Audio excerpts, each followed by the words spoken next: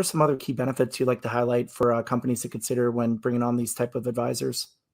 Yeah, so I think it really depends on the stage of the business. So if you're a startup, I'd say there's sort of three main advantages to building that advisory board. One is sort of signal, right, to VCs, to the market, to the customers that, okay, this business is trying to go on that type of journey. An advisory board is often analogous with a business which wants to get venture backed and wants to grow in a certain way, especially if they're building that advisory board as a startup. So it's a really nice signal to the market. Similarly, it builds credibility. Right, having that advisory board can enhance a startup's reputation, boost credibility with investors, customers, stakeholders. So it's a really strong one.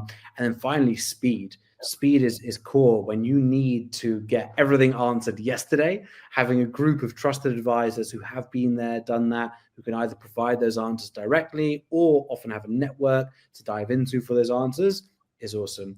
When it comes to SMEs, it's much more about strategic input without bloating the team.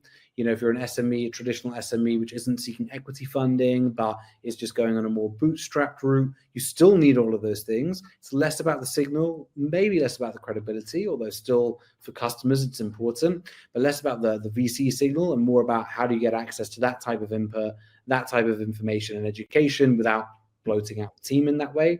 And then for larger companies, you know, there's such a diverse range of reasons why someone builds an advisory board. Often you see big enterprises with multiple advisory boards. Some are more single issue focused like GTM. Some are more around governance. So there are lots of motivations that we see as a business gets more mature.